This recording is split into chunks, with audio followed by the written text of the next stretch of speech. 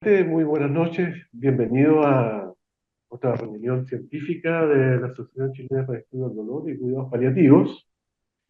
Nosotros tenemos reuniones científicas mensuales que son enviadas las citaciones con los temas, habitualmente con un mes de anticipación, así que son reuniones temáticas. Hoy día tenemos, ¿no es cierto?, como tema dolor pélvico crónico. El doctor David Soto, quien originalmente está como moderador, por motivo de un viaje, en el último momento no puede participar, así que me pidió a mí que haga de moderador, y encantado, porque es un tema que me gusta mucho, me interesa. Y tenemos dos excelentes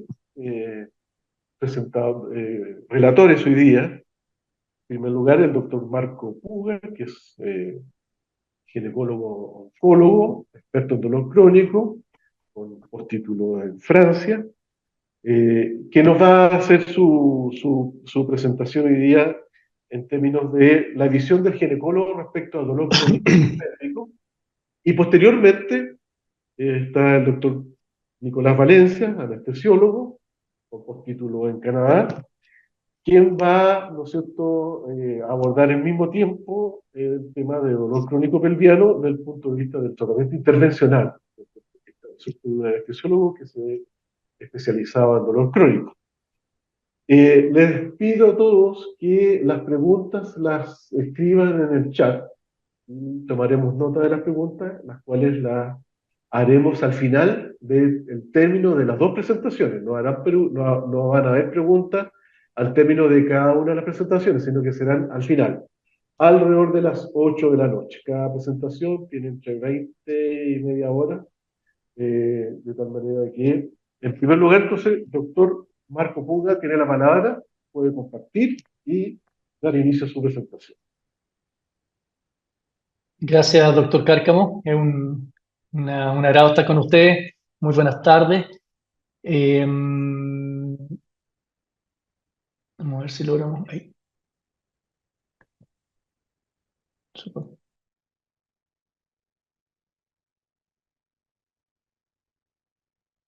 Ahí se ve perfecto. Excelente. Perfecto, súper.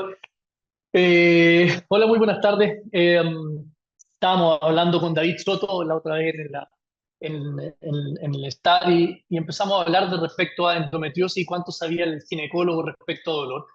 Y yo le dije que era necesario que en nuestra unidad multidisciplinaria participara la gente de dolor más activamente y estuviera ahí físicamente en nuestra reunión.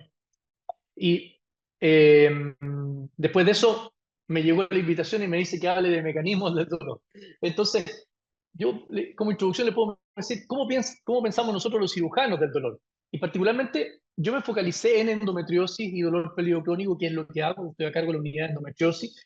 Y en general, así como pensamos nosotros. Uno piensa endometriosis, se conduce por nervio, hay dolor, saco la endometriosis, estoy contento. Opero a la paciente, saco toda la endometriosis, preservo todos los nervios y la paciente sigue con dolor y me sorprende. Es como el conocimiento limitado que tenemos muchas veces o el estigma que tenemos, el conocimiento que tenemos nosotros los ginecólogos. Y para discutir un poco el caso, yo les quería mostrar esto, para introducirlo. Esta es una paciente que operamos nosotros fuera. Es una paciente, estas son las pacientes típicas que vemos, es una paciente de 26 años, tiene una dismenorrea y dispareunia EVA 8 y 9, respectivamente, de 5 años de evolución. Tiene fallo de múltiples esquemas de tratamiento anticonceptivo y distintos variantes de progestágeno, bastante iguales todos, con un dolor pélvico crónico no catamenial de más de 3 meses de evolución, de irradiación glútea hacia la extremidad inferior derecha por medial, una ecografía transvaginal que no tenía hallazgo, y ella consultó en urgencia, donde un cirujano le pidió un escáner y encontró una irureteronefrosis izquierda. Le enviaron a urología, se envió a urología para intentar cateterizar ese pigtail y después solucionar la endometriosis. El urólogo intentó pasar el pigtail, no pudo, e hizo una laparotomía, e hizo un neoimplante ureteral. Devolvió a la paciente al ginecólogo, que la dejó baja análogo, y la paciente llegó con nosotros después de 2 meses, casi 3 meses, en amenorrea, todavía bajo el análogo GnRH, con dolor no controlado, con claudicación en la marcha. Y les quiero mostrar el video. Esta es la paciente cuando entramos. Se ve el uréter que está acá. Espero que le puedan ver bien el video. Se ve el uréter que está implantado sobre el psoas, que se ve ahí más o menos bien, pero está toda la enfermedad. Y resulta que esta enfermedad infiltraba toda la pared lateral, todo el parametrio, incluido el músculo obturador, el nervio obturador. Les voy a mostrar acá cómo se ve el nervio obturador infiltrado por enfermedad. Acá está completamente rodeando el nervio obturador el nódulo. Es un gran nódulo, más de 9 centímetros. En el proceso resecamos, hicimos la neurolisis, pudimos resecar completamente, pero no exento de daño un poco el nervio obturador. Pudimos pasar completamente a resecar el remanente de uréter que quedaba, resecar la vejiga, un segmento de vejiga, la vagina, y les muestro ahí el remanente de uréter, es el balón de la Foley que está abierto porque había nódulos ahí todavía. Y le voy a mostrar simplemente la imagen final. Ahí estamos cerrando la vejiga, perdón. Ustedes pueden ver el tamaño del nódulo que quedó. Cuando uno reanaliza lo que dijimos fue 26 años. Nuestras pacientes en general tienen esa edad o son cercanas a 30 años. El dolor por 5 años de evolución, que es una cosa bastante habitual, que las pacientes tengan una duración larga del dolor. Múltiples fallas de esquemas de anticonceptivo y de progestágeno, lo que es no inhabitual porque las pacientes, ustedes tienen que entender que pasa de ginecólogo en ginecólogo, ginecólogos generales que no son expertos en endometriosis, menos en dolor, y cada uno piensa que le va a dar con un anticonceptivo, va a encontrar la piedra filosofal y va a encontrar cuál anticonceptivo le hace. Una ecografía transvaginal sin hallazgo yo creo que es muy interesante para ustedes porque ustedes van a recibir pacientes en algún momento y les van a decir, ¿sabéis que la ecografía transvaginal es normal? Y ustedes miran el informe. Pero tienen que saber que realmente la ecografía transvaginal no hecha por experto tiene cero aporte, igual que la resonancia no hecha por experto en endometriosis no es nada. Y yo muchas veces estoy en la consulta y la paciente me dice, doctor, ¿y para qué me va a pedir una ecografía transvaginal nueva si tengo 5 que son normales y yo la estoy examinando y tiene un nódulo grande en el ligamento uterosacro, en el tabique recto vaginal? ¿Por qué? Porque los ginecólogos habitualmente ven el útero y los ovarios y no ven los territorios circundantes. Hay un micrófono que está abierto de Karen Gómez. Ahí está, súper, muchas gracias. Lo de la interconsulta de urología es súper importante porque en general lo importante es que los especialistas que trabajan en esto estén familiarizados con la enfermedad, no solamente con la técnica. Y lo mismo, los especialistas de dolor familiarizados con la endometriosis, no solamente con el dolor crónico. Y el dolor persistente, siempre para ustedes probablemente va a ser controversial. La paciente tiene 2 cirugías. El promedio de las pacientes que operamos nosotros tienen 1,8 cirugías previas. ¿Ya? Entonces, ¿vale la pena hacer otra cirugía? Vamos con el cuchillo realmente a mejorar el problema. Y realmente en algunos casos como estos sí, y en otros casos y en muchos casos no va a ser así. Entonces, lo importante de esto es que la unidad del dolor es crucial para esto y es importante que participe activamente en... Oh, no, perdón, dame un segundo que está mi hija participando acá en la reunión. Entonces, vamos a hablar de dolor pélvico crónico. Entonces, ¿qué cosa es importante en dolor pélvico crónico? Ustedes saben que el dolor pélvico crónico, la carga de enfermedad es tremenda. En Estados Unidos, 10% de las consultas a ginecología son hechas por... Deme un segundo, por favor. Sí, mi amor, tienes que esperar un poquito. Anda con la mamá, por favor, anda con la mamá que te está buscando. Te necesita la mamá. Ya, perdón. Usted sabe que la carga de enfermedad es tremenda. 10% de las consultas ginecológicas en Estados Unidos son por dolor pélvico crónico. 40% de las laparoscopías son por dolor pélvico crónico y más o menos como el 12% de la histerectomía. Pero tenemos que asumir que el 80% de estas pacientes no tienen dolor de origen ginecológico y el gasto es enorme. Uno siempre, uno siempre asume el gasto asociado a dolor o al manejo analgésico o medicamentos, pero ustedes tienen que pensar que estas pacientes son jóvenes y es mucho lo que se gasta en problemas de fertilidad. En promedio, casi $30.000 por año en pacientes con endometriosis profunda. Así que la carga de enfermedad es tremenda. Respecto a la clasificación, bueno, ustedes saben que la IASP incorporó el diagnóstico de dolor pélvico crónico en el ICD-11 en su versión, eso se hizo como proyecto en 2015, estaba en funcionamiento desde el 2018, y se cataloga dolor pélvico crónico al dolor que está durando más de 3 meses. Es importante que sean 3 y no 6 meses porque una de las cosas que más nos dicen las pacientes en general es que sus síntomas no fueron tomados en cuenta. Es una queja habitual que las pacientes se les minimiza un poco la sensación de dolor y en general el hecho de que sean 3 meses al menos permite que las pacientes en distintos sistemas tengan acceso a sistemas secundarios, terciarios y a vías clínicas de manejo del dolor crónico más precozmente y no pase lo que pasa habitualmente, por ejemplo, en endometriosis. Ustedes saben que esto y esto es mundial. Yo trabajaba en Francia y en Bélgica y era exactamente lo mismo. 8 años se demora el diagnóstico de endometriosis, particularmente endometriosis profunda, y son 5 las consultas al menos que tiene la paciente previa a que alguien hizo el diagnóstico. La segunda cosa que era importante en la clasificación del hallazgo fue intentar simplificarlo un poco y poner dolor primario cuando no hay ninguna otra causa que explique dolor y dolor secundario cuando el dolor es un mero síntoma de la enfermedad. Si uno lleva eso solamente a dolor pélvico crónico, en general los primarios son los que estamos acostumbrados a ver: dolor pélvico crónico, dolor de intestino, el síndrome de dolor de la vejiga, el dolor de síndrome vulvar y la dismenorrea primaria. Si yo intento encasillar a la endometriosis en general, puede encasillarse en cualquiera de los secundarios. La mayor parte de las veces dolor nociopático producto de dolor visceral, pero también una asociación no menor, 30-40% de dolor musculoesquelético asociado a endo, en algunos casos, como la paciente que vieron, y ojalá no, y afortunadamente no lo más frecuente, dolor neuropático, y por supuesto dolor postquirúrgico secundario, por ejemplo, procedimientos como el que hicimos ahí. ¿Qué cosa es relevante? Que cuando uno ve dolor pélvico crónico en general no se presenta muchas veces aislado, sino que al contrario, muchas veces se presenta con coexistencia de otros síndromes de dolor, y eso ustedes están acostumbrados a hacerlo. Pero nosotros en Chile no estamos tan acostumbrados a tenerlo tan presente. Sabemos que como casi el 50% de las pacientes que tienen dolor vesical van a tener endometriosis, y de esas 30-75% van a tener además intestino irritable. Y eso se ruido por dos cosas. Primero, si están coexistiendo, probablemente hay etiopatogenia y mecanismos que son compartidos. Y segundo, en general vemos que siempre en el manejo del dolor pélvico crónico hay muchas fallas. Y una de las grandes fuentes de falla es que cada especialista maneja su parte y no considera las otras causas del dolor. Eh, Existen diferentes causas de esto, pero en general la sensibilización cruzada visceral es una de las responsables. Ustedes saben que los mecanismos ascendentes y los mecanismos de inhibición del dolor son los mismos entre las distintas estructuras viscerales y entre las estructuras somáticas también. Por lo tanto, existe también una sensibilización y una convergencia somático-visceral que produce sensibilización central. Y es algo habitual que vemos en nuestros pacientes. Cuando buscamos cómo intentar entender un poco los mecanismos en general, hay dos elementos que son comunes en dolor pélvico crónico. Uno es un estado alto de una amplificación del dolor, que es muy frecuente, y otros son el distrés psicológico, modificado por distintos factores ambientales y por cierta predisposición genética.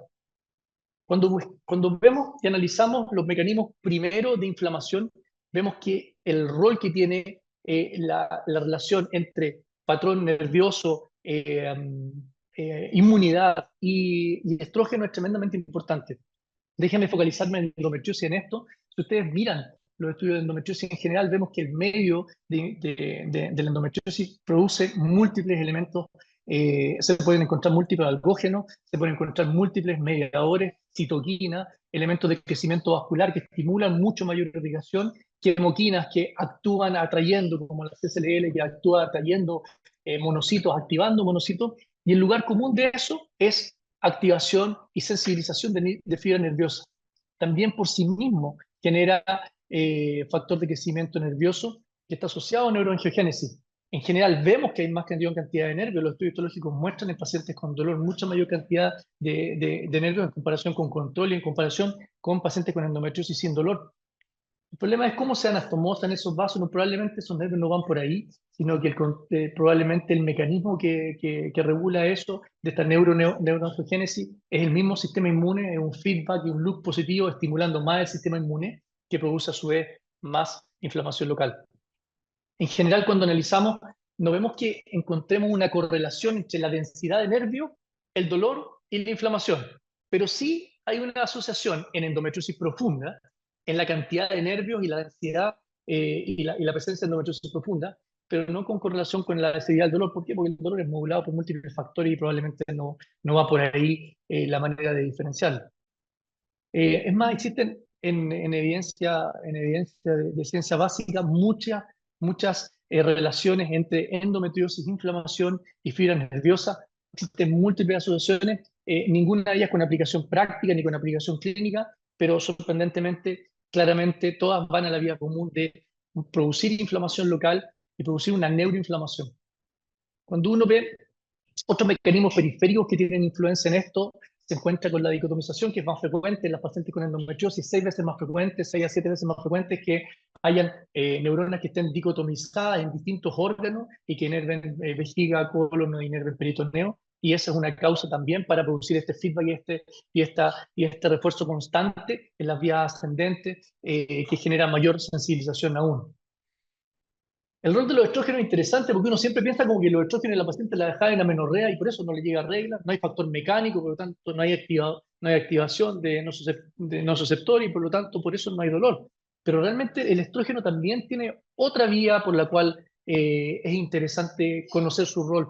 Los estrógenos inducen en presencia in vitro en neuronas producción de quimoquina. Y esta quimoquina activa macrófagos y los macrófagos producen NGF, que a su vez produce más producción nerviosa, y se genera esta neuroinmunocomunicación mediada por estrógenos. Y es por eso que parte de los tratamientos de antiestrogénicos sí tienen cierta utilidad, no solamente por el hecho de que la paciente cae en amenorrea y no sangran los implantes, sino que también probablemente por alguna vía biomolecular. Desde el punto de vista central, eh, hay distintos estudios, bueno, ustedes eso lo saben, con resonancias funcionales, PET-CT, que muestran cómo hay una firma cerebral de respuesta al dolor y hay múltiples áreas que se activan, que no son fijas, sino que son flexibles y que se van modificando en el tiempo. Hay varios estudios que son interesantes y se ve como, por ejemplo, las pacientes con dismenorrea primaria tienen, en dolor pélvico crónico, tienen áreas mucho más hiperestimulada de respuesta frente al estímulo local y frente al estímulo que son ¿cómo se llama? No dolorosos. Y esta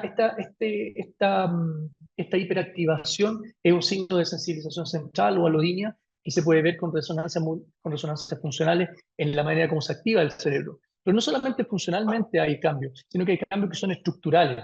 Por ejemplo, cuando analizamos pacientes con dolor pélvico crónico, con o sin endometriosis, en resonancia y reducción del volumen en el tálamo, en la ínsula, en el putamen, cuando comparamos a estos pacientes con pacientes libres de dolor.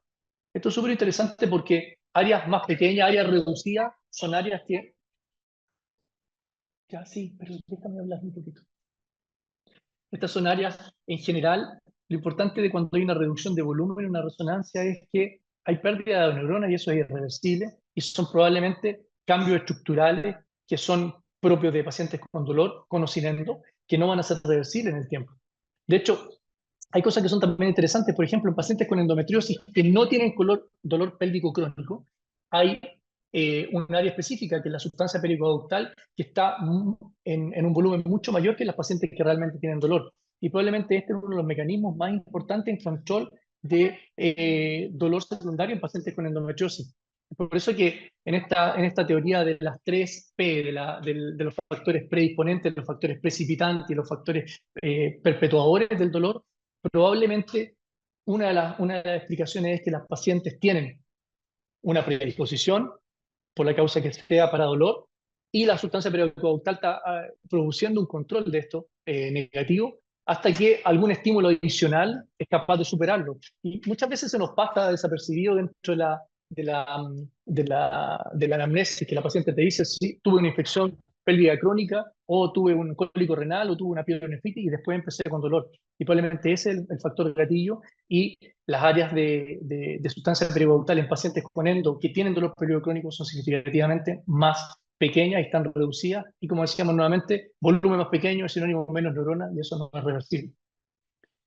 Por último, conectividad también es diferente. Cuando uno estudia a las pacientes con endometriosis que tienen dolor pélvico crónico, la actividad de la ínsula está sobre representada en resonancias funcionales. Las concentraciones de neurotransmisores también están elevadas, y la conectividad que existe entre la ínsula y el córtex prefrontal también está hiperactivado. Y probablemente este es uno de los mecanismos de control negativo que puede explicar algo, al menos en parte, de la hiperalgesia de las pacientes con endometriosis que tienen dolor pélvico crónico en comparación con las que no lo tienen. Estos son mecanismos como les contaba yo, que amplifican el dolor, neuroendocrino, autonómico, proinflamatorio. Pero también existe otro dominio que es muy importante en las pacientes que tienen dolor pélvico crónico, que es el distrés psicológico. Y esto ustedes están habituados a verlo. vemos como las pacientes que tienen endometriosis, y particularmente o dolor pélvico crónico y endometriosis, tienen distrés psicológico más frecuentemente representado que la población general, ánimo depresivo, ansiedad, expectación ansiosa. Las pacientes saben cuándo les va a llegar la regla, faltan 4 días, faltan 3 días, faltan 2 días y tienen dolor. Eso genera expectación ansiosa, anticipación al dolor y genera muchas veces catastrofismo o catastrofización, ¿ya? Las pacientes que catastrofizan en general en endometriosis tienen probablemente mayores índices de dolor, menor calidad de vida y es un factor negativo para predecir respuesta a los mismos tratamientos que las pacientes que sí les va bien. Por último, hay factores ambientales que tienen importancia y yo creo que esto es clave en todos los que manejamos dolor y en todos los que interrogamos, particularmente en ginecología. Vemos como el dolor es más prevalente en mujeres que tuvieron historias de abuso. Y esto, claro, sale publicado y sale escrito, pero a veces no es tan simple. Nosotros recibimos a la paciente que viene a un examen ginecológico, lo cual no es tan simple, ¿ya? Tenemos que preguntarle cuando está la mamá ahí o cuando está la pareja ahí, si efectivamente hubo antecedentes, preguntarle a la paciente cuando la paciente está en la sala y se cambia, no es tan fácil porque la paciente está en una situación de desmedro por estar como se llama, con la bata, entonces no es tan simple muchas veces que aparezca el antecedente, pero cuando lo preguntamos aparece muy frecuentemente. Hay mucha demostración, tanto para dolor pélvico crónico y particularmente para endometriosis, de que el abuso es 3 a 4 veces más frecuente en estas pacientes, tanto abuso físico como sexual o como abuso emocional. Por último, existen muchas teorías respecto a la predisposición genética frente al dolor. Existen muchos genes que han sido asociados a más dolor, a mayor cantidad de trastornos y a hipersensibilidad.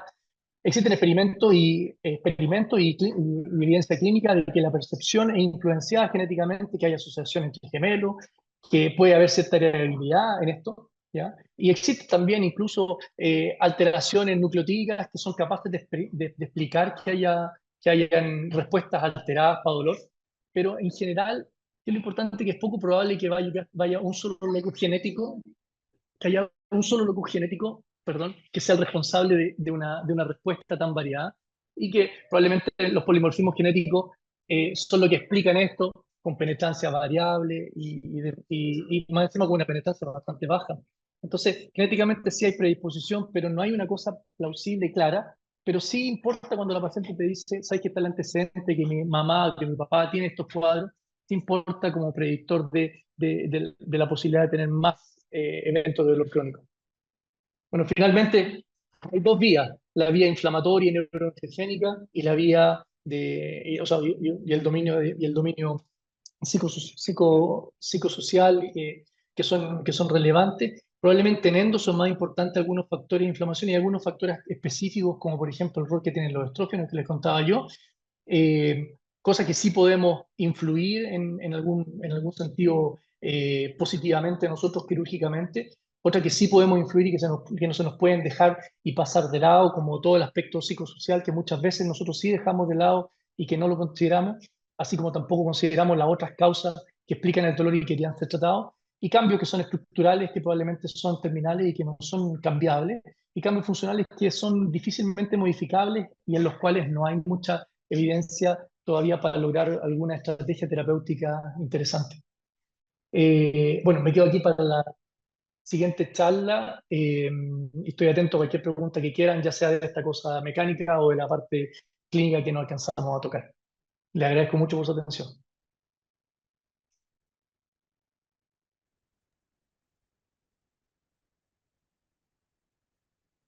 Muchas gracias, doctor Puga. Muy, muy buena, muy interesante su presentación.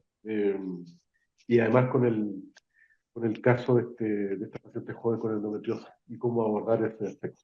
Dejaremos las preguntas para el final, así que a continuación invito al doctor Valencia, Nicolás Valencia, para que haga su presentación. Muy buenas noches, gracias por esta invitación. Entonces yo ahora les voy a hablar sobre el enfoque más intervencional del dolor pélvico crónico. ¿Ya? Yo trabajo en el Hospital Frique, en Viña del Mar, soy docente de la Universidad de Valparaíso.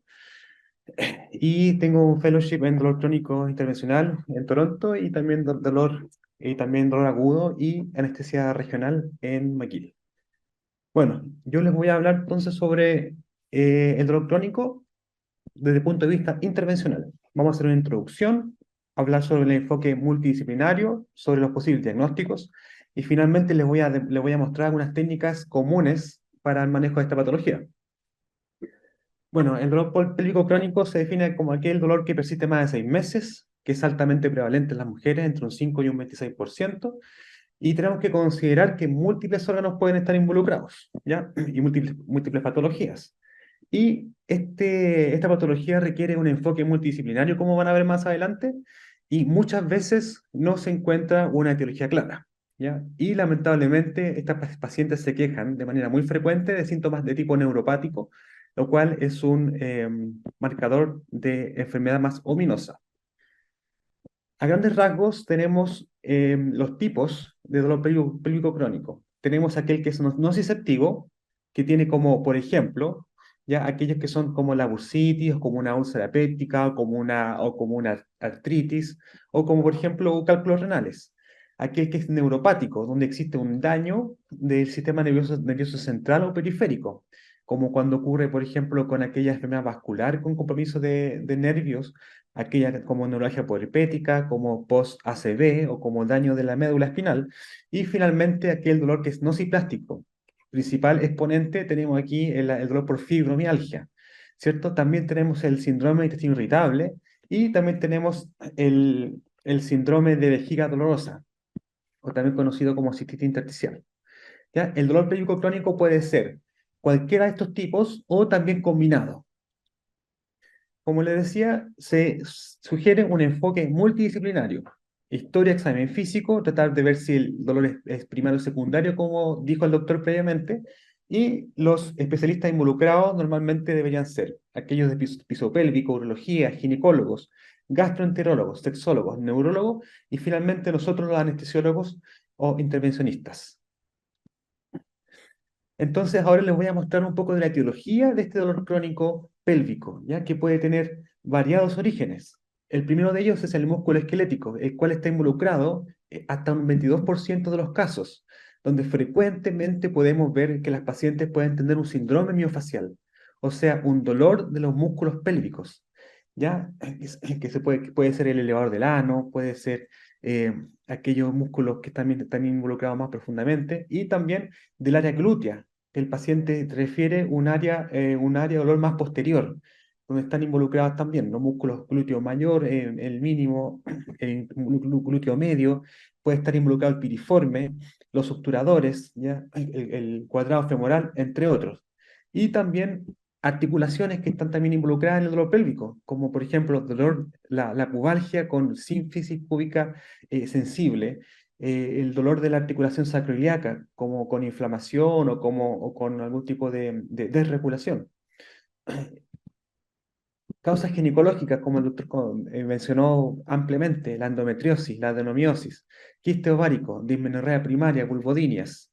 Causa urológica, como la cistitis intersticial o síndrome de vejiga dolorosa, entre otros.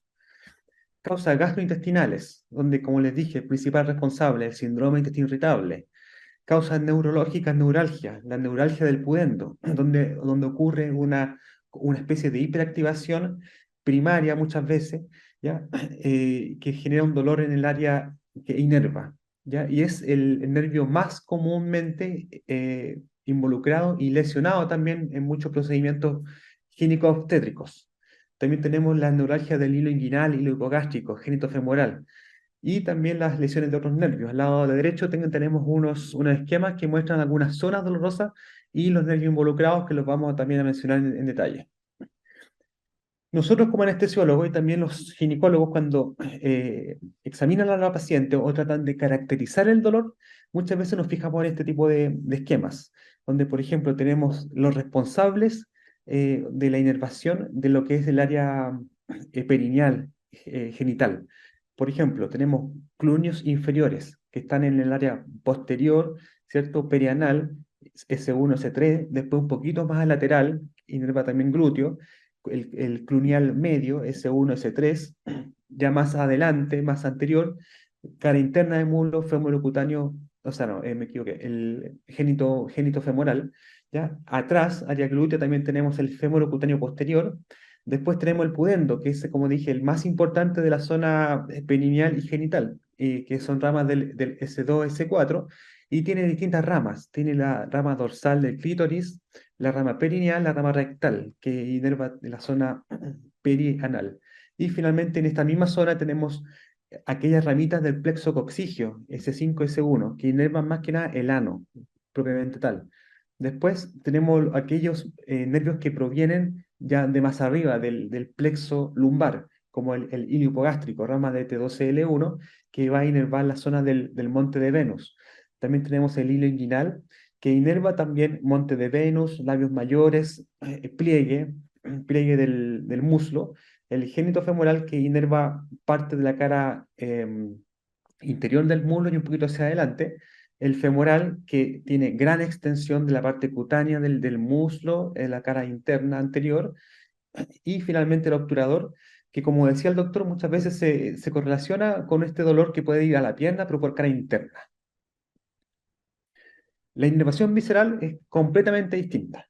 Lamentablemente existe gran entrecruzamiento, gran nivel de anastomosis, ¿ya? Y tenemos tres principales áreas de interés. El plexo hipogástrico superior, que proviene de ramas de plexos simpáticos de niveles superiores, lumbares, que van bajando por delante de lo que es la columna, cuerpos vertebrales, retroperitoneal, ¿cierto? Y baja a inervar los órganos pélvicos tales como la vejiga, útero, uréter, anexos, y también la uretra, la parte más proximal.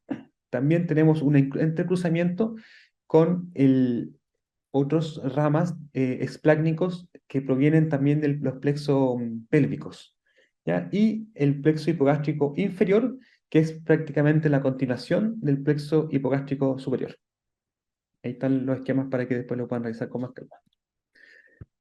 El intervencionismo al dolor, actualmente, por lo menos nosotros o yo, me focalizo principalmente en el uso de fluoroscopía y ultrasonido y combinado. En otros centros se usa mucho los procedimientos bajo TAC, pero lamentablemente son mucho más caros y exponen al operador y a los pacientes a dosis de radiación mucho mayores. También previamente se practicaba todo lo que son las referencias anatómicas para los bloqueos, pero actualmente ya está en desuso por la baja efectividad de llegar a los lugares deseados. Y para hacer intervencionismo tenemos tres grandes grupos de intervenciones. Primero las infiltraciones o bloqueos, donde ponemos anestésicos locales, corticoides, suero fisiológico, glucosado hipertónico, plasma rico en plaquetas, células madres. Después tenemos la neurolisis, o sea que esto corresponde a la destrucción de los axones para interrumpir la transmisión del dolor a través de radiofrecuencia, a través de sustancias químicas como el alcohol o fenol, o la crioneurolisis, que consiste en congelar el nervio. Y finalmente tenemos los neuroestimuladores, que son dispositivos que se implantan en el cuerpo parecidos a marcapasos, como por ejemplo los estimuladores de cordón posterior de médula, que se colocan en el peridural, aquellos estimuladores de raíz de ganglio dorsal o de nervio periférico. En cuanto a las técnicas intervencionales propiamente tal, primero tenemos la inyección de puntos gatillos. ¿Ya? Esto es bastante efectivo para el dolor miofacial. Cuando uno palpa, digamos, aquellos trigger points, como se llaman, aquellos puntos gatillos dolorosos, que son pequeñas áreas donde el músculo estriado se encuentra contraído, donde se generan unos pequeños nódulos que son sumamente dolorosos y que generan una especie como de feedback positivo con producción de citoquinas, ¿ya? De mediador inflamatorio y con isquemia, ¿ya? Nosotros entonces al infiltrar o también al puncionar esos puntos dolorosos, ya sea musculatura del piso pélvico o también de la parte anterior de la pelvis, podemos muchas veces aliviar esto. Tenemos músculos comúnmente involucrados, el músculo elevador del ano, isquio cavernoso, bulbo cavernoso, transverso superficial. los músculos de la pelvis anterior, como les decía, por ejemplo, el pectíneo, el obturador, los músculos aductores, muchas veces el iliosoas está involucrado, y por posterior también considerar los músculos glúteos, piriformes, cuadrados, lumbar, entre otros. Estas punciones las realizamos con anestésico local solo, con toxina botulínica o muchas veces punción seca. Aquí existen muchos fisioterapeutas, kinesiólogos que se dedican y son bastante buenos en lo que es la técnica de punción seca. Yo no lo practico porque prefiero poner alguna sustancia. Después tenemos los bloqueos del hilo inguinal y hipogástrico genitofemoral. Estos bloqueos son útiles, sobre todo en aquellas neuralgias secundarias o posteriores a cirugía, muy frecuentes en hernioplastías inguinales, muy común. Entre un 20 o un 30% podrían persistir con dolor. Y también en los Fanistel, después de la cesárea, también muy común visto por ginecólogos. Estos bloqueos pueden servir mucho y se hacen bajo guía ecográfica. Son bastante simples de realizar y la verdad que cualquier anestesiólogo entrenado podría eventualmente realizar este tipo de bloqueos para bajar todo lo que es el dolor y la hiperalgesia y tratar de cortar este círculo vicioso de dolor. Después tenemos el bloqueo del nervio pudendo. El nervio pudendo es, como les decía, uno de los nervios estrella en la patología dolorosa pélvica. Este nervio es complejo, trae fibras somáticas sensoriales, motores y simpáticas, por lo tanto no es recomendable hacer una ablación de este nervio porque podríamos tener problemas de incontinencia y aparte de problemas importantes en el ámbito sexual. Entonces, la neuralgia del pudendo se manifiesta con dolor y o parestesia, que aumenta durante el día y al sentarse. Se describe como dolor en el periné, vulva, labios, clítoris, glúteos, monte de Venus. Normalmente es unilateral. Existen los criterios de Nantes, que los pueden revisar más adelante para poder uno llegar a este diagnóstico que finalmente es un poco de descarte muchas veces. Existen bloqueos que son diagnósticos y terapéuticos, o sea que uno cuando sospecha esta patología, uno puede ir, colocar anestésico local, ver si el paciente mejora y si también completa o también se comprueban otros criterios de Nantes, podríamos llegar al diagnóstico. Este bloqueo se puede hacer con fluoroscopía y o ultrasonido. La verdad que en los pacientes delgados es posible hacerlo con ultrasonido fácilmente, pero en aquellas pacientes obesas es muy difícil, por lo tanto prefiero hacerlo con una técnica combinada la mayor parte de las veces. Después tenemos la articulación sacroiliaca. Tenemos que ir a mirar al paciente, preguntarle dónde le duele, palpar la sacroiliaca y el área glútea, porque muchas veces el dolor sacroiliaco también se puede irradiar hacia adelante, a la zona vulvar incluso, vulvar, hipogastrio, ingle, ¿ya? Y se puede confundir con otra patología. Este bloqueo se puede realizar también bajo ultrasonida y o fluoroscopía. Realizamos un bloqueo diagnóstico con anestésico local y después se puede realizar más adelante infiltraciones con corticoides o incluso radiofrecuencia para tener una analgesia más duradera. También tenemos después el bloqueo del plexo hipogástrico superior e inferior. Como ya les decía previamente, el plexo hipogástrico superior baja, ¿cierto? Más por el aporte de aquellas cadenas simpáticas de nivel lumbar, baja por retroperitoneo delante de la columna, ¿cierto? Por detrás de la aorta, ¿ya? Baja y esto se bloquea a nivel del E5-S1. Normalmente se hace con rayos. Después, este plexo sigue anastomosándose y más abajo forma el plexo hipogástrico inferior ya a nivel presacro. Y de ahí también existe algunas anastomosis con nervios que provienen de raíces propiamente tal sacras. Esto, como le decía, el plexo hipogástrico tiene inervación sensitiva visceral de órganos pélvicos, útero, ovario, nexos, sigmoide, recto, vejiga, urétero, uretra. Es útil en patología maligna y benigna. Normalmente lo usamos para lo que es cáncer. ¿Ya? Normalmente hacemos alcoholizaciones, fenolizaciones para lo que es cáncer de la pelvis. Normalmente cáncer de cuello y de útero.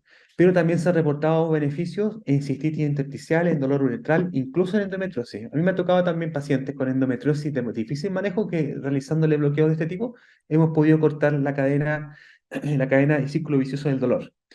El bloqueo puede ser con anestésico local, alcohol, fenol, radiofrecuencia.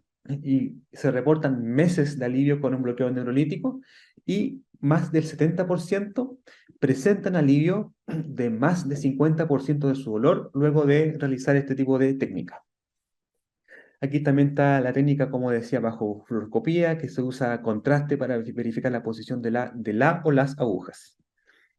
El plexo hipogástrico inferior es la continuación, como les decía, del plexo hipogástrico superior, se ubica por presacro, altura de S2, S2, S3, S4. También inerva a su vez lo mismo, casi lo mismo, vejiga, recto, vagina, periné, pene, ano, y sirve para vulvodynia, proctalgia fugas, endometriosis, dolor oncológico, eh, tenesmo y neuropatía puerpética. También se reporta un alivio de un más del 70% de los pacientes. Sin embargo, este plexo no se puede neuralizar porque está demasiado cerca de las raíces somáticas. Y si comprometemos el plexo sacro, vamos a tener compromisos de las extremidades inferiores. Así que solamente aquí podemos poner corticoide, anestésico local o a usar radiofrecuencia pulsada, pero no destruir el nervio. Después tenemos lo que es el bloqueo del ganglio impar, que es el último ganglio de la cadena simpática. Se encuentra delante de la unión sacrocoxigia y posee fibras simpáticas y nociceptivas que van hacia ya más abajo, el periné, recto, distal, ano, uretra, vagina distal, vulva, coxis, y se usa para tratar las vulvodynias, coxidynias, neuralgia del pudendo.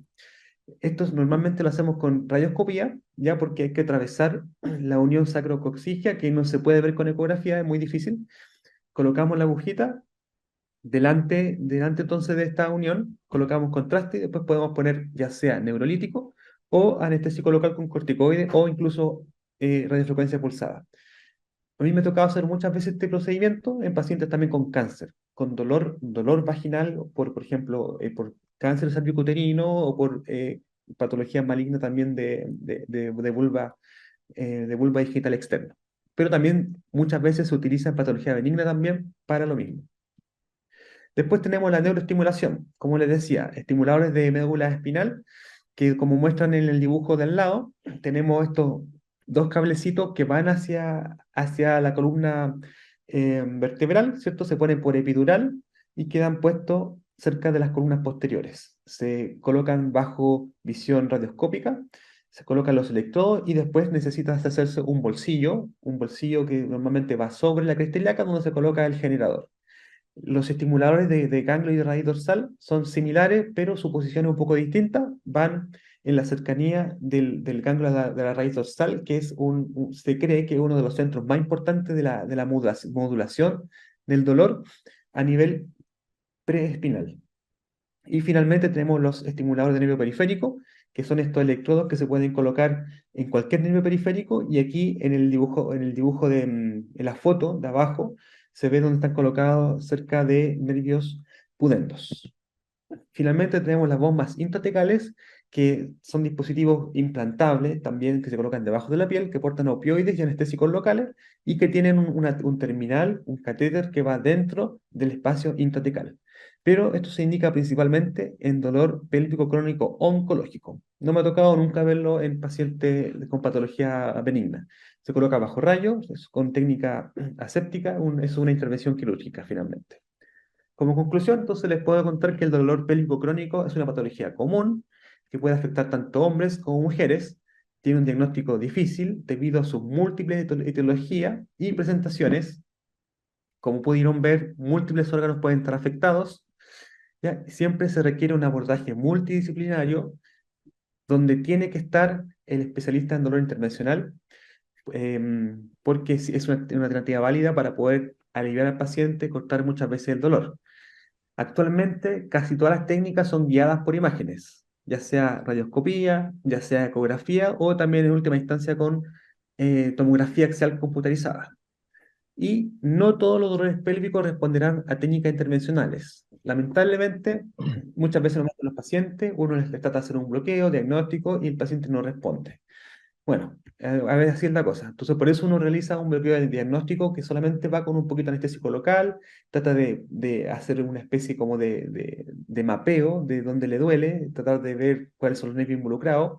Como dijo el doctor previamente, muchas veces son mecanismos centrales los más involucrados, donde ya existe una sensibilización central. Entonces, en estos casos ya los bloqueos periféricos tienen escasa efectividad.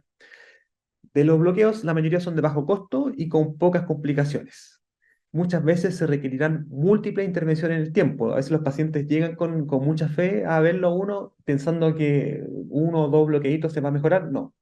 Lamentablemente, ningún bloqueo neurolisis es eterna y muchas veces los pacientes tienen que ir viniendo periódicamente y siguiendo sus controles con su ginecólogo, con el kinesiólogo. El kinesiólogo del piso pélvico es un elemento fundamental en el manejo de estas personas, ¿ya? Y también tenemos finalmente las técnicas de neuromodulación eléctrica, ¿ya? Como les mostré los electrodos, pero lamentablemente son de alto costo y no están cubiertos por nuestro sistema de salud. Solamente, bueno, que muchas veces el paciente tiene que costearlo y pueden valer más de $20.000 cada dispositivo, así que son prácticamente impagables para la mayoría de la población. Muchas gracias a todos por asistir, gracias doctor Cárcamo por la invitación y ahora vamos entonces a la ronda de preguntas.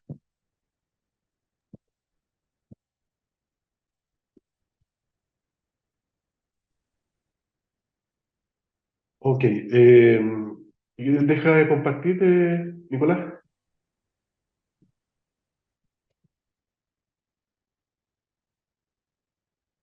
Perfecto. Bueno, excelentes ambas presentaciones. Vamos a ir a la ronda de preguntas. Les recuerdo que formulen sus preguntas en el chat.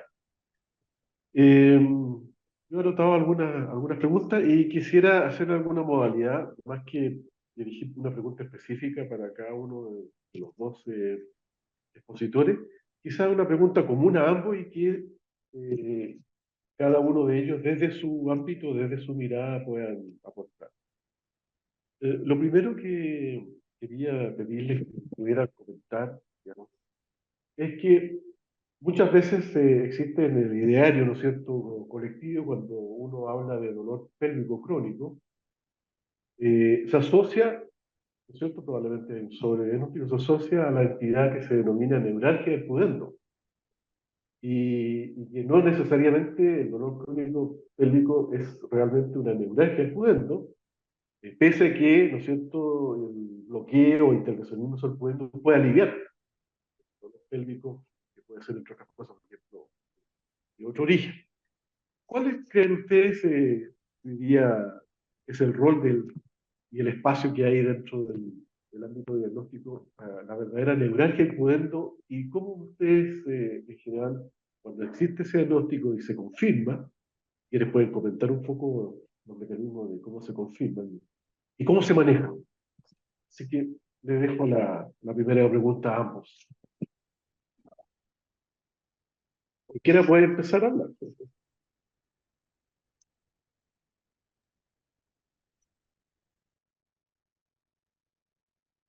Ya, doctor Cárcamo, ¿Aló? buenas noches. Em, Como usted dijo, bueno, la neuralgia pudendo es como el caballito de batalla es como el saco roto donde caen muchos de los dolores pélvicos, ¿cierto? Em, Lamentablemente, como mencioné previamente, muchas veces un diagnóstico de descarte, ¿cierto? Cuando son descartados otras patologías, requiere de un bloqueo diagnóstico, como dijimos también. Y em, algunas veces puede ser secundario, ¿cierto? Algún tipo de procedimiento ginecológico. Muchas veces también puede ser secundario a compresiones del nervio en su trayecto, a través del canal de Alcock, como se dice, porque va, como muchos saben acá, va entre el ligamento sacroespinoso y sacrotuberoso. ¿Ya? Muchas veces en ese recorrido puede haber fibrosis, o puede haber irritación, o puede haber o algún tipo de estenosis en alguno del recorrido. ¿Ya? Bueno, esa es una verdadera neuralgia del pudendo. Em, bueno, no sé qué más poder aportar. ¿Aló? ¿Aló? Sí, escuchamos. Ya, por fin, sorry. Voy a hablar. Bueno, nosotros lo vemos en general, de la parte ginecológica, lo más frecuente que lo vemos es posparto en general. Posparto por episiotomía, algunas veces por radioterapia pelviana que produzca entrapamiento del nervio, pero es raro. y en ocasiones muy raras en endo cuando hay compromiso del ligamento sacrociático, particularmente cuando tú tienes nódulos muy grandes que comprometen la espina ciática y se compromete el sacrociático, hay compromiso del pudendo y del glúteo. Algunas veces, claro, hay dilataciones de las venas glúteas y eso compromete por contigüidad y por atrapamiento vascular el pudendo en el inicio del canal de Alcock, y eso es las veces que más frecuentemente lo vemos. Del diagnóstico es, bueno, lo que explicó el doctor, lo explicó bien, súper claro en la presentación, y en general, la mayor parte de las veces, siempre, bueno, en todos los casos intentamos tratamiento médico si es posible. Bueno, lo ve la gente de dolor, pero habitualmente para los dolores neuropáticos, habitualmente parten ustedes con GABA o prega, algunas veces con antidepresivos, etcétera. Y si no funciona, el rol quirúrgico de la descompresión, particularmente en endometriosis, es factible. Nosotros podemos entrar cuando el compromiso es inicial, e incluso en el canal de Alcock lo podemos hacer. Eh, y en casos de, por ejemplo, cuando son secundarios a que sea fracturas de pelvis o radioterapia pélvica, en que en general va a haber una distorsión anatómica importante, yo creo que el rol de la radiología intervencional, como explicaba ahí el doctor súper claramente, es como se llama en la lección.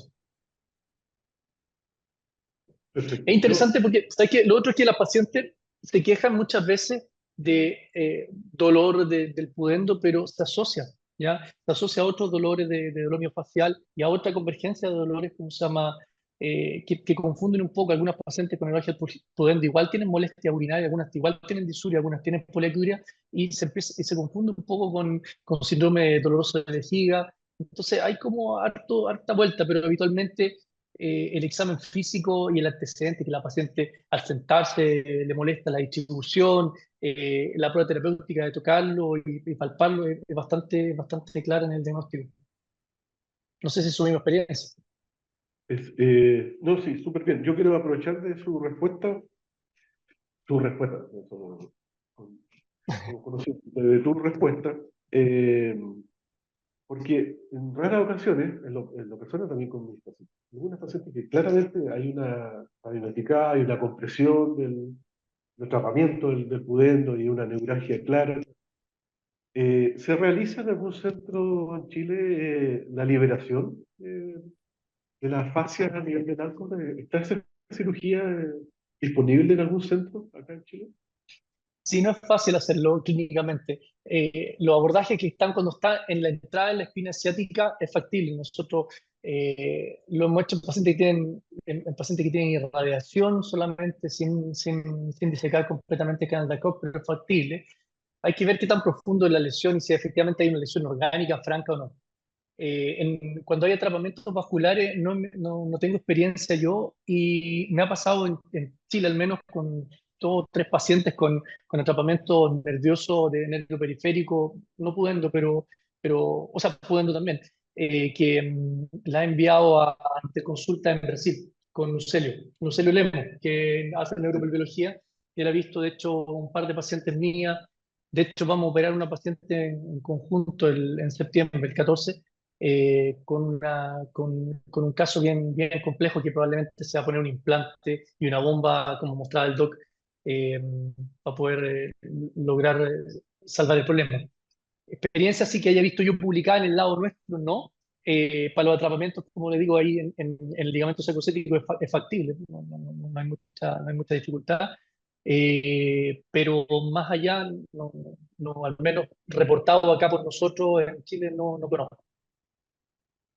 Sí. Y para cerrar un poco lo del punto, donde pasar a otros temas, una pregunta para ti y también para Nicolás. En los casos que el paciente tiene, ¿no es cierto?, un dolor crónico pelviano y está rayado principalmente en territorio pudendo, y lo único objetivo en las imágenes son grandes paquetes de venas pélvicas varicosas que puedan estar comprimiendo o las raíces Sí. eh, ¿hay algún procedimiento intervencional que ustedes hayan hecho? Se los pregunto, porque a mí también no soy yo me ha mandado paciente y yo he hecho algunos, así que pero la pregunta es para Nicolás y para Marco. Bueno, doctor, Usted tiene más experiencia que yo, po.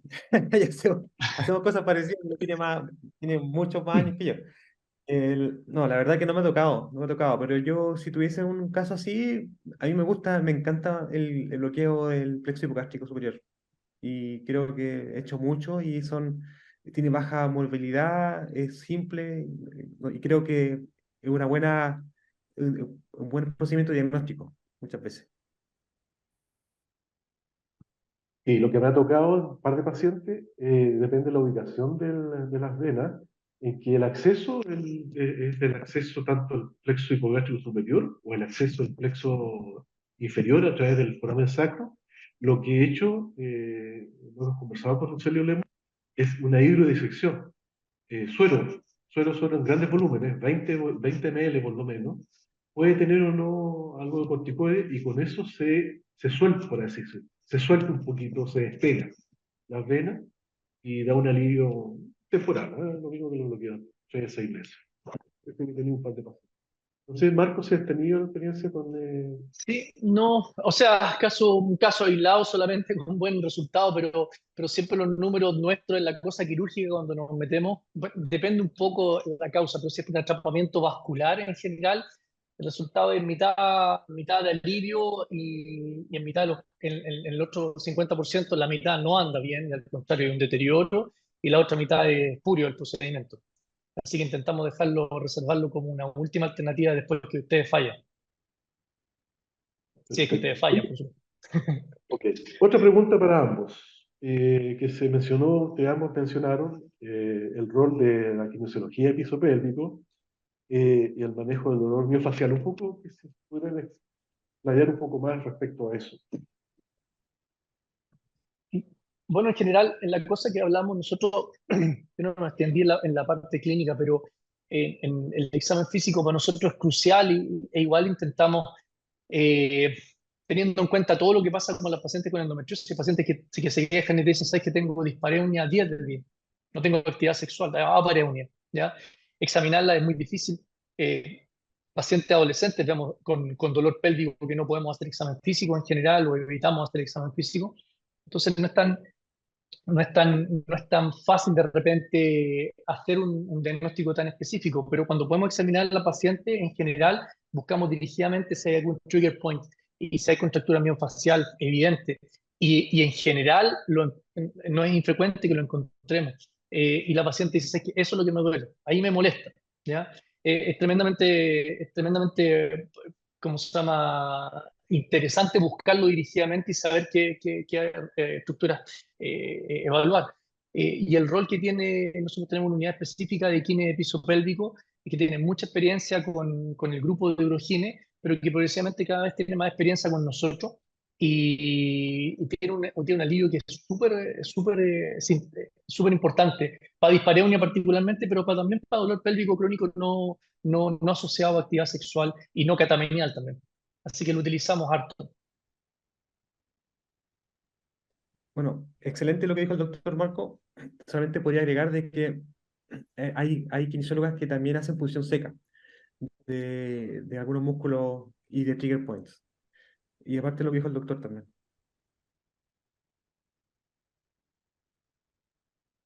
Perfecto. Hay una pregunta específica para Nicolás. Y en el caso de bloqueo del plexo hipogástrico superior, supongo yo en el contexto de dolor crónico no oncológico, eh, ¿prefiere usar corticoide o fenol? Eh, Esa es la pregunta. Bueno, por definición, en dolores que son no malignos, eh, primero hacemos un bloqueo con anestésico local, ¿ya? Y el corticoide es opcional, ¿ya? Porque nosotros vamos a bloquear la fibra y queremos saber si hay respuesta clínica, ¿ya?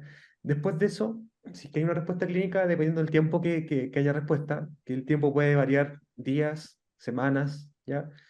Tenemos que evaluar si vamos a repetir el bloqueo de la misma manera o si vamos a hacer otra cosa. Y el siguiente paso podría ser hacer una radiofrecuencia pulsada, que es una especie como de una onda electromagnética que va a generar cierta modulación del dolor, ¿ya? Y en algunos casos seleccionados podríamos utilizar fenol, alcohol, un neurolítico químico en el fondo para patología benigna. Se podría, pero es más discutible, ¿ya? Y requiere también una discusión amplia con el equipo. Y sobre lo mismo, para ampliar un poco la pregunta, en el caso de dolor crónico, dolor, perdón, pelviano oncológico, ¿también haces el mismo protocolo de hacer una prueba con anestésico local y eventualmente después o vas directamente a la ablación? Claro, claro, me manda mucho cáncer. Aquí el equipo de Oncogine manda harto cáncer cervicuterino. Y yo voy de entrada con el neurolítico, de entrada con el fenol o de entrada con el alcohol. ¿Ya? No pierdo tiempo porque es pacientes que ya llevan mucho sufrimiento de por medio, pacientes que no tienen mucha expectativa de vida, y en general es un procedimiento con baja morbilidad. Entonces podemos darnos el lujo de entrar con neurolítico en general. Excelente. Una pregunta para ambos, a propósito estamos hablando de quinopiso pélvico. ¿Qué rol le asignan a la toxina botulínica? Si Marco, Nicolás, si infiltran musculatura de piso pélvicos, la vía, si es tan vaginal, o un poco que nos comente sobre eso. Perfecto, no, yo no tengo, o sea, en Francia para la vulvodimia utilizábamos, pero era una cosa bastante empírica. Acá, claramente, el rol de radiólogo intervencional nosotros no lo hacemos puntualmente para nuestros pacientes. Yo veo cáncer y veo endometriosis, son las dos únicas cosas que hago, y en ninguno de los dos tengo experiencia. Bueno, se describe el uso de toxina botulínica, ya, para el piso pélvico. Personalmente nunca me ha tocado usar toxina en el piso pélvico, pero sí he usado toxina en otros músculos y en general la respuesta es regular. Lamentablemente no, mi impresión es que no es un aporte sustancial a la inyección con anestésico o a la inyección o a la punción seca, hasta el momento, y la evidencia tampoco es buena. Oye, han sido muy buenas sus respuestas. De hecho, están entusiasmando los asistentes y están apareciendo hartas preguntas. Yo que le quiero comentar un poco que yo utilizo toxina botulínica cuando hay asociado una proctagia importante, dolor anal, y No, bloqueo ahí. Eh, y ahí utilizo... pregunta, mira. Hay una pregunta para Nicolás. Dice, ¿en qué momento se decide terapia intervencional? ¿Y cuánto se estima como un objetivo en términos de duración de analgesia? Excelente pregunta, es una pregunta candente. Bueno, porque en el fondo nosotros, el doctor Cárcamo lo sabe, pues él es un pionero de este tema en Chile, él lleva décadas en esto, y aún así nuestra área de intervención son poco conocidas, entonces nos llaman al final, pero probablemente deberíamos tratar de estar desde un principio. Eso es lo ideal, porque mientras más tiempo pasa con dolor el paciente, más difícil de revertirlo, principalmente por los fenómenos de sensibilización central. Hay plasticidad neuronal, el dolor se va perpetuando y cada vez cuesta más disminuirlo.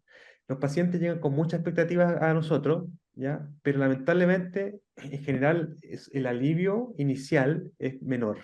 Tenemos que bajar la expectativa de los pacientes.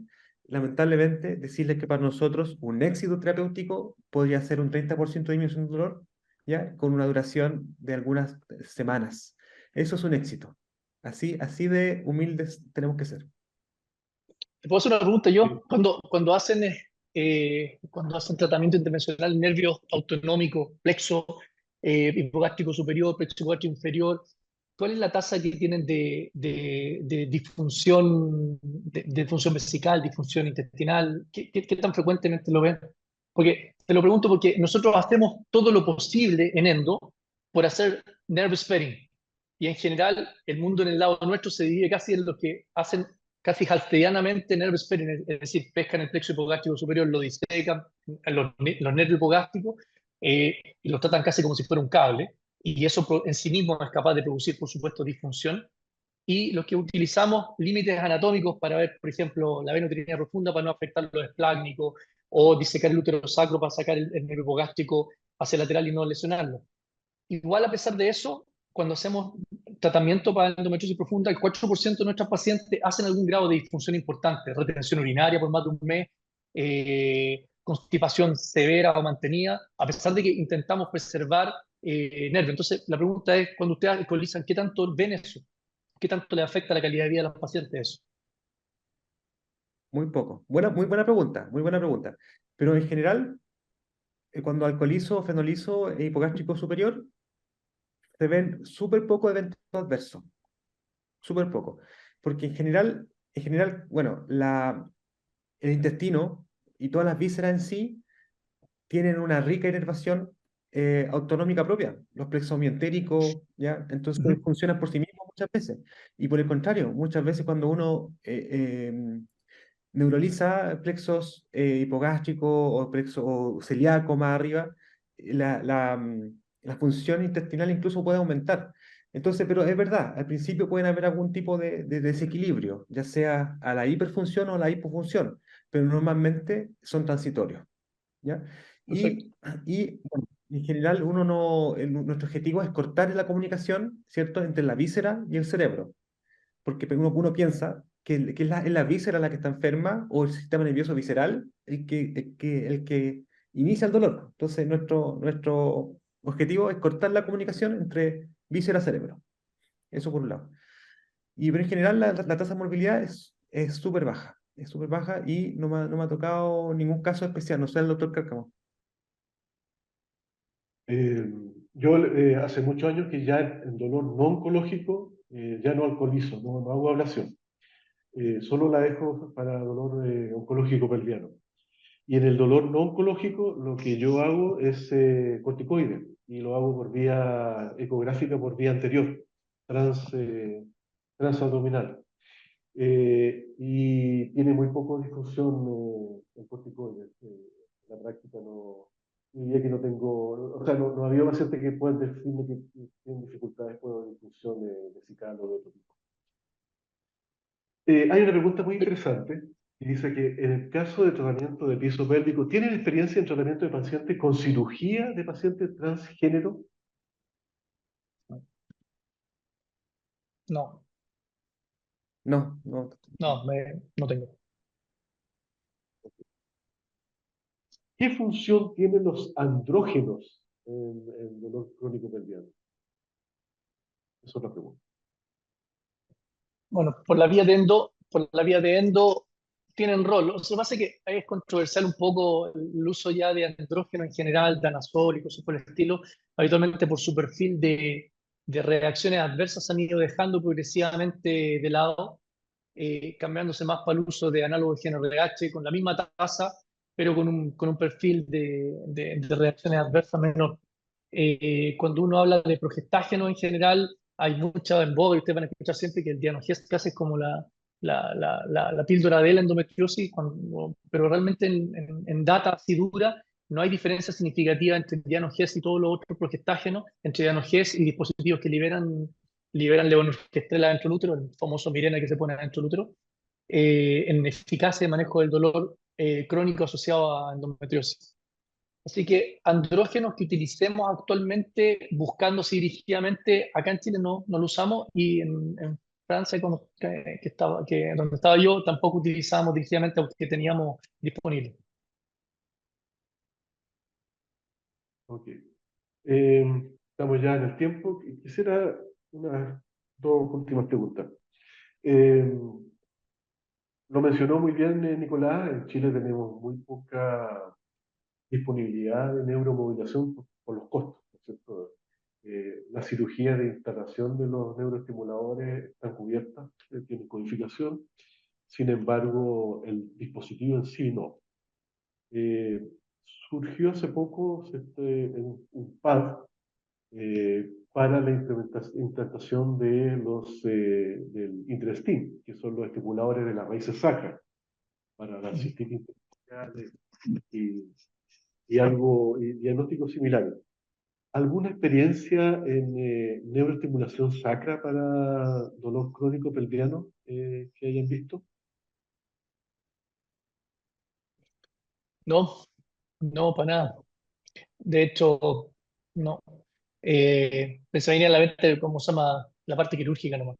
Se venía la parte de la experiencia que teníamos o la experiencia inicial de neuroectomía presaca que me tocó ver, o del Luna que se me tocó ver, que en general para dolor central podía servir, pero era tremendamente agresivo como tratamiento, hace neuroectomía presaca. Y el Luna, que tiene un rol que es súper controversial, pero en estimulación ninguna. Pero también Bueno, todo eso, porque hay controversia de eso en la cirugía, como que en algún momento uno no, se vendió como que el Luna, usted sabe lo que es Luna, que es pescar los úteros sacros y quemarlo. Un procedimiento que es súper simple. Lo único que, no, quirúrgicamente, se puede hacer por radiofrecuencia, pues se hacía quirúrgicamente. El tipo pescaba un laparoscopio, veía dónde está el ligamento uterosacro, súper fácil y quemaba. El uréter va al lado, en general. Si hay endometriosis va a estar pegado y por eso en endometriosis había más tasa de complicaciones. Y en la paciente que no era endometriosis, en general, los resultados eran variables. ¿Por qué? Porque pucha, buscar quemarle los ligamentos uterosacros a las pacientes en una playa de síndromes de dolor pélvico crónico es súper difícil encontrarle una utilidad. Así que por eso ha caído más en descrédito, que siempre sale como la opción. Y siempre me preguntan, oye, ¿por qué no hacer Luna de nuevo? Y le encuentro poca utilidad ir a buscarlo inicialmente. De hecho, lo que más hacemos es intentar proteger los nervios hipogástricos de las pacientes para no generar disfunción. Por eso les preguntaba también qué tanta experiencia tenían ustedes con eso. Ya, estamos cerrando una pregunta específica para Marco y que también aproveche ambos entregar un mensaje, un resumen a la audiencia que ha estado muy interesada hoy día. Específicamente la pregunta para Marco dice, efectividad del decapeptil en mujeres postmenopáusicas, más de 70 años, que mantienen masas pélvicas compatibles con endometriosis. La respuesta a eso y después un Sí. mensaje de cierre. Sí, claramente el rol de Cartil es llevar a pacientes a estrógeno en niveles bajo 20. Y las pacientes posmenopáusicas tienen niveles de estrógeno bajo 20. No tiene ningún rol adyuvante el decabertil que se haya conocido desde el punto de vista del funcionamiento que no sea el hipoestrogenismo. Entonces, en ese caso puntual no tendría rol. Es raro tener una paciente con estrógeno en dosis tan, o sea, con masa o con lesión a los 70 años, endometriósica tan importante, particularmente que sea sintomática. ¿Sabes cuándo lo vemos en las pacientes? Cuando se inician terapia hormonal de reemplazo. Un gran porcentaje de las pacientes, y vemos que pacientes se iniciaron terapia hormonal de reemplazo con o sin progesterona, que si hay una reactivación de la endometriosis, en esas pacientes las vemos. Pero una paciente que está posmenopáusica y que no está con terapia hormonal de reemplazo, es raro ver una masa. Yo la evaluaría bien, le haría una resonancia hecha por expertos, una ecografía hecha por grupo experto para ver que no se pase otra cosa, que no sea una cuestión oncológica, que no sea una actinomicosis, que no sea tuberculosis, que no sea otra cosa, que no sea endometriósica. Y como mensaje, bueno, yo creo que es crucial esto. Cuando el doc decía, las pacientes nos llegan tarde, yo lo único que quiero y presiono a David para que estén en la reunión con nosotros, porque en la reunión interdisciplinaria nuestra, por ejemplo, nosotros tenemos los radiólogos y tenemos los ultrasonografistas. Y cada vez que los radiólogos y ultrasonografistas no ven algo, yo les muestro el video y les digo, oye, mira, esta cuestión no se veía, o esto sí fue un acierto. Y eso genera un feedback. Y sabemos lo que le pasa a nuestros pacientes. En cambio, cuando uno va y hace un tratamiento intervencional y no tiene el feedback, o yo opero a una paciente y no tengo idea qué pasa después, claramente nos perdemos el refuerzo y no aprendemos. ¿Ya? Yo creo que uno aprende mucho de la experiencia de nuestros coloproctólogos, nuestros urólogos, no les pasa esta cosa que les mostraba yo en el video. Es una ejemplificación de cómo uno tiene que ser especialista, pero especialista en la patología que está haciendo. Tiene que saber de dolor para endometriosis.